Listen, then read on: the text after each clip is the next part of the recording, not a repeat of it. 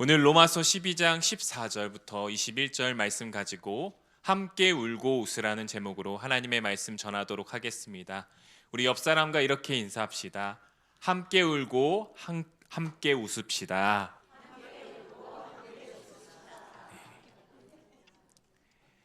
여러분, 세상이 발전할수록 더욱 따뜻하게 느껴지시나요? 아니면은 더욱 차갑게 느껴지시나요? 다들 차갑게 느껴지시는 것 같습니다. 저도 그렇게 느끼는 것 같아요. 더욱더 차가워지고 각박해져 가는 것 같이 느껴지는 것 같습니다. 사람들은 다정함보다 자신의 주장을 더 드러내기 바쁘고, 친절함보다 이기적인 자기 손해를 따지는 그러한 모습을 더욱 많이 보이는 것 같습니다. 그러나 여전히 많은 사람들은, 저도 그렇고 여러분도 그렇고, 누군가에게 내 마음이 느껴지기를 원하며 나의 마음을 위로받고 공감받고 싶어 하는 것이 우리 인간의 본성인 것 같습니다. 요즘 교통사고가 나면 이제 보험사로부터 전화가 오잖아요. AI로 전화가 옵니다. 근데 그 AI 목소리로 뭐라고 전화 오냐면, 고객님, 사고가 나서 얼마나 놀라셨습니까? 먼저 위로의 말씀을 드립니다. AI가 이렇게 처음부터 이렇게 말하니까 솔직히 조금 굉장히 위로받는, 공감받는 그런 느낌이 들더라고요. 이제 공감은 세상적인 마케팅 전략, 또 정치 외교에도 적극적으로 활용되고 있습니다.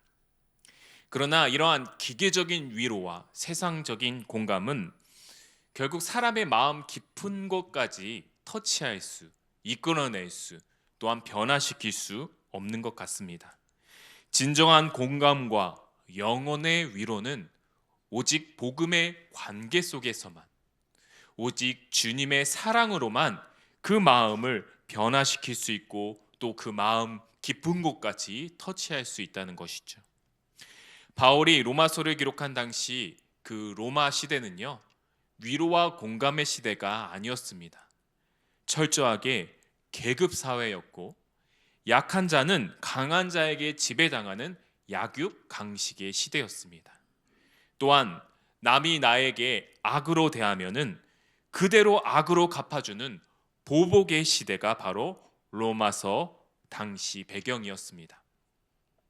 이렇게 철저히 비공감의 시대를 살아가고 있는 로마 도시에 소수이지만 복음으로 말미암아 예수 그리스도를 나의 구주로 믿는 교회 공동체가 생겨났습니다.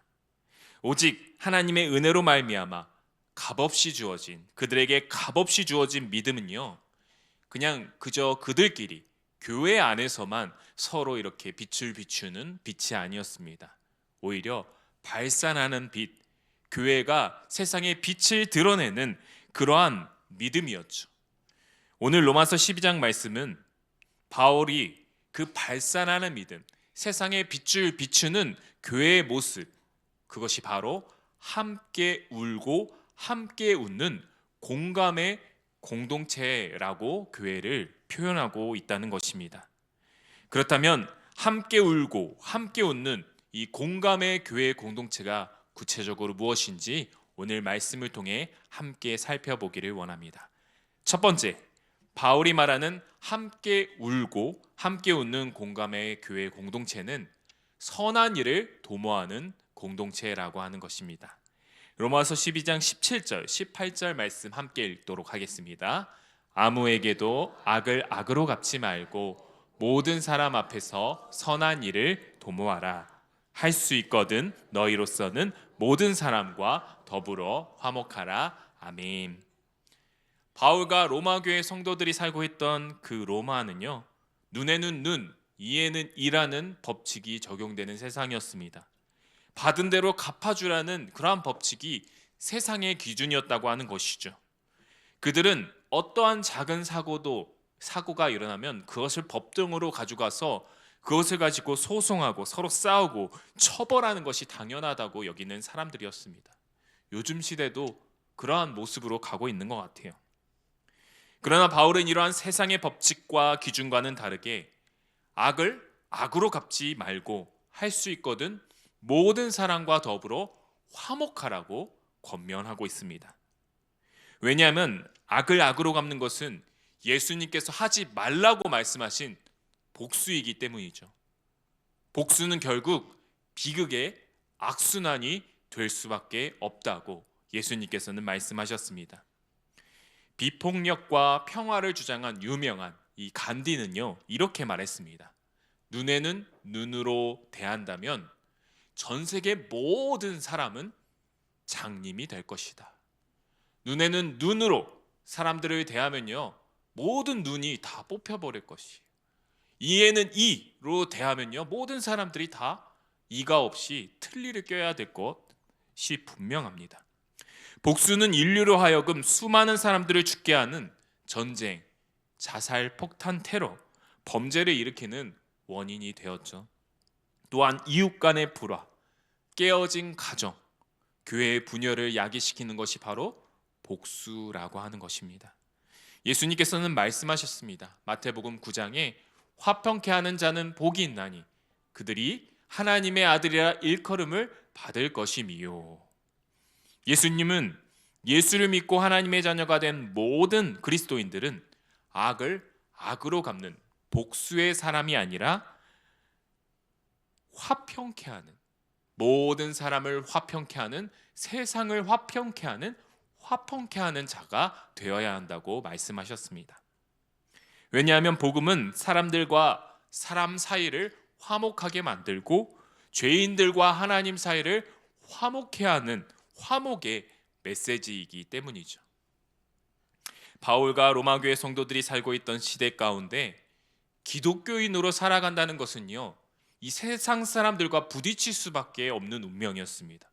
기독교인으로 살고자 한다면 소수이기 때문에 세상의 가치관과 부딪히기 때문에 갈등과 분쟁을 피할 수가 없었다는 것이에요. 그런데 바울은 그리스도인들로 하여금 이러한 세상과의 갈등과 분쟁을 무조건 피하지만은 말라고 말하고 있습니다. 그러한 분쟁과 갈등을 마주칠 때 어떻게 하느냐? 선한 일을 도모하라고 말하고 있어요. 할 수 있거든 화목하고 선한 일을 도모하라. 여기에서 도모하다라는 단어는요, 생각하고 계획하다라는 의미를 가지고 있습니다. 우리는 날마다 세상과 교회 가운데 발생하는 그 갈등과 분쟁, 그 앞에서 우리는 무엇이 하나님의 뜻인지 분별해야 되고요, 무엇이 교회와 이웃 사이에 평화를 이루는 일인지 그것을 생각하고요, 단순히 생각만 하는 것이 아닌 그것을 실제로 계획하고 실행하며 하나님의 성품을 드러내는 화평케 하는 자로 살아야 한다고 바울은 말하고 있는 것입니다. 이것이 바로 바울이 말하는 함께 웃고 함께 울 수 있는 공감의 공동체라고 하는 것이죠. 그리고 두 번째로 바울이 말하는 함께 울고 함께 웃는 공감의 교회 공동체는요, 바로 판단을 하나님께 맡기는 공동체입니다. 로마서 12장 19절 말씀 우리 다 함께 읽어보도록 하겠습니다. 내 사랑하는 자들아, 너희가 친히 원수를 갚지 말고 하나님의 진노하심에 맡기라. 기록되었으되 원수 갚는 것이 내게 있으니 내가 갚으리라고 주께서 말씀하시니라. 아멘. 바울은 앞서 악을 악으로 갚지 말라고 말하고 있습니다. 그러나 19절에서는 더 업그레이드해서 너희가 친히 스스로 원수를 갚지 말라라고 말하고 있어요. 함께 울고 함께 웃는 공동체가 되려면 복수하지 말고 우리는 날마다 선한 일을 도모해야 합니다. 그러나 그것이 여러분 쉬운 일인가요? 어려운 일인가요? 나에게 당하는 모든 상처와 모든 비난과 그것을 선한 일로 되갚아 주는 것이 쉬운 일인가요? 어려운 일인가요? 어려운 일이죠. 나에게 상처를 주거나 피해를 주는 사람이 있으면 그 관계를 끊고 싶고 복수하고 싶은 것이 우리 인간적인 마음입니다. 그렇지 못한다면 맨날 나는 피해만 당하고 나는 상처만 받고 불쌍한 사람처럼 억울한 사람처럼 느껴지기도 합니다. 그러나 바울은 오늘 말씀을 통해 우리는 불쌍하고 억울한 사람이 아니라고 말하고 있어요. 아까 19절에 보시면요, 내 사랑하는 자들아 라고 바울은 로마 교회 성도들에게 호칭을 붙이고 있습니다. 이 호칭은요, 우리가 이미 하나님의 사랑을 넘치도록 받는 하나님의 자녀들이라는 의미를 내포하고 있어요. 우리는 본래 하나님과 원수된 자로서 영원한 죽음을 받을 수밖에 없는 운명의 사람들이었습니다. 죄인 중에 죄인 중에 괴수였다는 것이에요. 그러나 하나님의 하나뿐인 아들 예수 그리스도를 통해 우리의 죄가 사하여지고 자격이 없지만, 여전히 부족하고 연약하지만 하나님께 넘치도록 사랑을 받는 존재가 저와 여러분인 줄 믿습니다. 우리는 결코 불쌍하고 억울한 존재가 아니라는 것이에요. 하나님께 더 큰 은혜를 받은 자이며 날마다 하나님의 그 크신 사랑을 힘입어 나아갈 수 있는 존재라는 것입니다. 그러므로 우리는 더 큰 은혜를 받은 자로서, 날마다 그 하나님의 큰 사랑을 받는 자로서 원수 갚는 것을, 다른 사람에 대한 모든 판단과 정죄를 하나님께 맡기는 삶을 살아야 한다고 바울은 말하고 있는 것입니다. 하나님께 맡긴다. 하나님께 맡긴다는요, 내가 아무것도 하지 않고 그냥 하나님께 모든 책임을 돌린다, 무책임하고 책임을 회피한다는 의미가 아닙니다. 이것은 오히려 내가 화를 내고 싶고 복수하고 싶은 마음이 있어도 그것을 내려놓고 그 문제를 하나님의 선하심으로, 주님의 사랑으로 그 모든 것을 해결하고 그 사람을 주님의 마음으로 내가 품겠다는 적극적인 마음과 자세를 말하는 것이에요. 사랑하는 성도 여러분, 교회가 세상 가운데 교회다운 모습을 보여주는 것이 무엇이라고 생각합니까? 저는 예수님의 사랑으로 어떤 사람이든지 품고 그를 참아내고 길러내는 모습이 바로 교회다운 모습을 보여줄 수 있는 최고의 길이라고 생각합니다. 그러나 우리의 본성은 사람을 판단하고 사람을 구별하고 저 사람은 나와 함께 할 수 있는 사람인지 함께 할 수 없는 사람인지 항상 구별하고 판단하는 것이 우리의 본성입니다. 그러나 하나님이 기뻐하시는 함께 울고 함께 웃는 교회 공동체는 우리의 모든 판단과 구별과 정죄를 내려놓고 모두 다 그것을 하나님께 맡기고 오직 예수 그리스도의 사랑으로 품어내고 사랑하고 그 영혼을 변화시키는 사랑의 공동체라고 하는 것이죠. 마지막으로 세 번째, 바울이 말하는 함께 울고 함께 웃는 공감, 교회의 공동체는 선으로 악을 이기는 공동체라고 하는 것입니다. 우리 로마서 12장 21절을 다 함께 읽어보도록 하겠습니다. 악에게 지지 말고 선으로 악을 이기라. 아멘. 앞서 언급한 바와 같이 오늘날 많은 갈등과 문제들은요, 다 악으로 갚는 것, 복수, 보복에서부터 시작된다는 것이에요.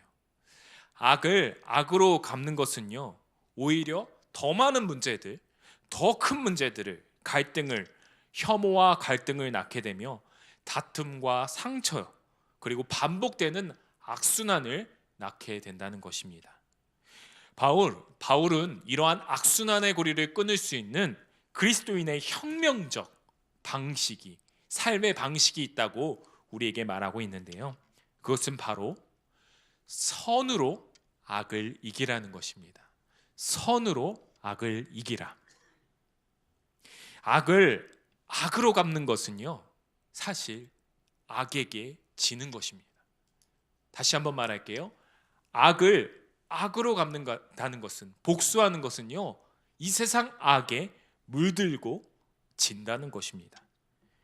그러나 선으로 악을 이긴다는 것은요, 이제 더 이상 나는 세상의 악에 물들지 않고 하나님의 선하신 뜻대로 주님의 사랑을 전하는 자, 하나님의 선하심을 드러나는 자로 살겠다는 결단이라는 것입니다. 선으로 악을 이기는 이러한 삶의 결과에 대해서 바울은 우리에게 이렇게 말하고 있습니다. 로마서 12장 20절, 우리 다 함께 읽어보도록 하겠습니다. 내 원수가 줄이거든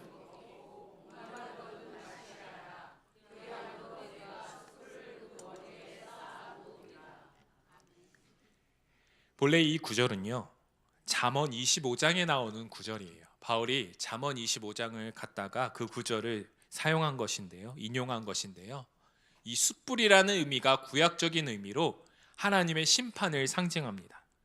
그러나 바울은 이 숯불이라는 이미지를 구약의 의미를 더해서 이 신약에서 발전시켜 우리가 원수에게 복수하지 않고 하나님의 사랑과 선하심으로 갚아준다면 우리에게 해를 가한 사람들이 부끄러워한다는 것이, 낯뜨겁게 여긴다는 것이에요. 그리고 숯불과 같이 뜨거운 그 하나님의 사랑에 그들의 마음이 녹아내려진다는 것입니다. 그것이 바로 결국 주님께로 돌아오는 회개의 기회가 된다는 것이에요. 이것이 하나님이 기뻐하시는 함께 울고 함께 웃는 교회 공동체의 능력이라는 것입니다. 예수님께서는 우리보다 먼저 앞서 선으로 악을 이기는 모범을 보여주셨습니다. 이 땅 가운데 죄로 가득한 원수 되었던 우리에게 찾아오셔서 십자가로 우리를 구원하시는, 이 땅 가운데 선으로 악을 이기는 십자가의 승리를 우리에게 먼저 보여주셨어요. 우리도 그 예수님의 본을 따라 악을 악으로 이기는 공동체가 아니라 변하지 않을 것 같은 사람을 하나님의 사랑으로 변화시키고, 깨어진 가정을 주님의 사랑으로 변화시키고, 잃어버린 영혼들을 주님의 마음으로 품고 돌아오게 만드는 복음의 공동체가 되어야 할 것입니다. 지난달 11월 21일부터 23일까지 저와 저희 국내 선교 팀원 11명이 경북 안동 이마면 고곡길에 있는 평안교회로 국내 단기 선교를 다녀왔습니다. 특별히 이번에는 금요일부터 주일까지 이 일정을 잡았는데요. 왜 그렇게 잡았냐? 전도를 하고 그 영혼이 주일 예배에 와서 예배에 참여하는 것까지 같이 지켜보고 우리가 돌아오는 일정으로 짰기 때문에 주일까지 이렇게 일정을 짰습니다.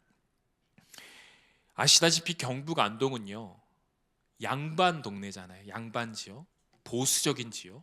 그리고 그 고곡길 근처에는요, 이마면에는 정말 큰 절이 있습니다.